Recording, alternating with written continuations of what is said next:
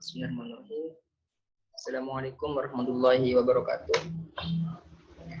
Perkenalkan, nama saya Ahmad Faris Farizi, NIM 39 dari Prodi Perencanaan Wilayah dan Kota Universitas Jember, angkatan 2018. Di sini saya ingin menjelaskan terkait metode LQ, LI, dan SI serta keterkaitannya dengan perencanaan wilayah atau tata ruang. Pada topik pembahasan kali ini ada 3 topik. Yang pertama terkait penjelasan dari masing-masing metode. Yang kedua tentang keterkaitannya terhadap perencanaan wilayah atau tata ruang. Yang ketiga, penerapan ketiga metode ini pada studi kasus. Selanjutnya penjelasan terkait metode LQ. LQ digunakan untuk mengetahui sejauh mana tingkat spesialisasi sektor-sektor di suatu wilayah atau sektor-sektor apa saja yang merupakan sektor basis.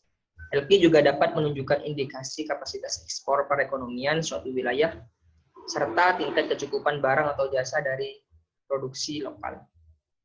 Dapat dilihat dari slide bahwa rumus LQ dan keterangannya dengan penjelasan apabila nilai LQ lebih dari 1, berarti sektor tersebut merupakan sektor basis, di mana sektor tersebut unggul daripada sektor lainnya. Apabila nilai LQ sama dengan 1, berarti sektor tersebut sama dengan sektor di suatu wilayah yang lebih luas. Namun apabila nilai LQ kurang dari 1, hal tersebut menandakan bahwa sektor tersebut merupakan sektor non basis, dalam artian sektor tersebut tidak memiliki nilai keunggulan di dalam wilayah itu sendiri maupun wilayah yang lebih luas.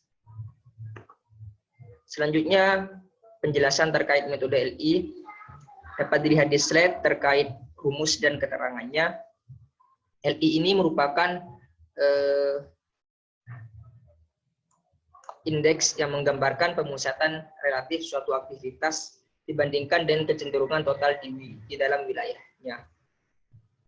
Apabila nilai LQ mendekati 0, berarti sektor tersebut cenderung memiliki tingkat yang sama dengan perkembangan sektor tersebut di wilayah yang lebih luas.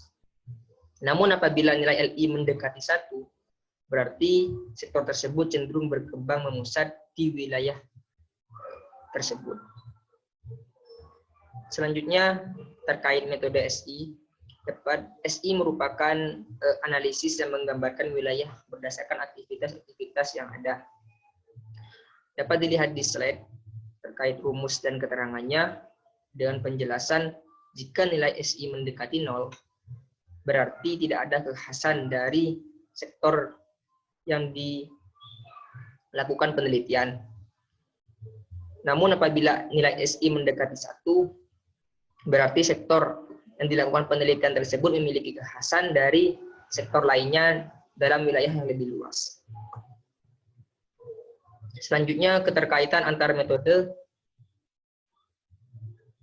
Dengan adanya metode ini,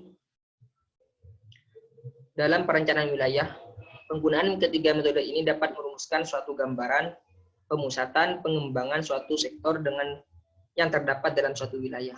Artinya, dengan ketiga metode ini, kita dapat dengan mudah dalam melakukan pengembangan suatu wilayah. Karena kita dengan melakukan penelitian dengan menggunakan ketiga metode ini, kita dapat mengetahui pemusatan suatu sektor dalam suatu wilayah. Sehingga dalam pengembangan wilayahnya, kita sangat dengan mudah mengetahui sektor-sektor mana saja yang memiliki keunggulan dibandingkan dengan sektor lainnya, maupun di dalam wilayah yang lebih luas. Selanjutnya, terkait pengaplikasian metode LI, dan SI dengan contoh studi kasus peran sektor pertanian terhadap pengembangan wilayah Kabupaten Situbondo. Dapat dilihat di slide, itu merupakan data PDRB sektor pertanian di Kabupaten Situbondo, mulai dari tingkat kabupaten hingga tingkat provinsi. Selanjutnya, terkait perhitungan LQ dari data yang sudah didapatkan, dengan rumus yang sudah ada tadi didapatkan nilai LQ sektor pertanian di Kabupaten Situbondo dengan nilai 2,080.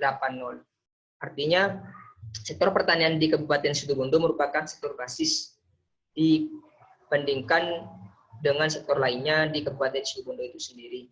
Hal ini tentu sangat berpengaruh terhadap pengembangan wilayahnya karena dengan mengetahui nilai LQ dari suatu sektor, kita sangat dengan mudah dalam melakukan pengembangan di suatu wilayah. Selanjutnya terkait perhitungan LQ, dari data yang sudah ada dilakukan perhitungan dengan rumus yang sudah ada atau sudah dijelaskan tadi, didapatkan nilai LI dengan angka 0,16. Berdasarkan hasil perhitungan LI, nilai LI sektor pertanian mendekati 0, di mana sektor pertanian Kabupaten Situbondo cenderung memiliki tingkat yang sama dengan wilayahnya yang lebih luas. Selanjutnya perhitungan SI dari data yang sudah didapatkan dan rumus yang sudah dijelaskan tadinya didapatkan nilai SI 0,16. Berdasarkan hasil perhitungan SI, nilai SI sektor pertanian mendekati 0. Berarti hal ini menandakan bahwa tidak adanya kekhasan dari sektor pertanian yang ada di Kabupaten Situbondo itu sendiri.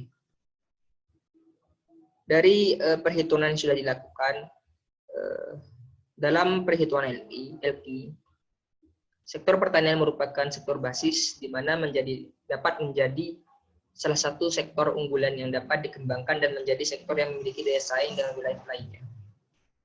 Dari perhitungan LI dan SI, sektor pertanian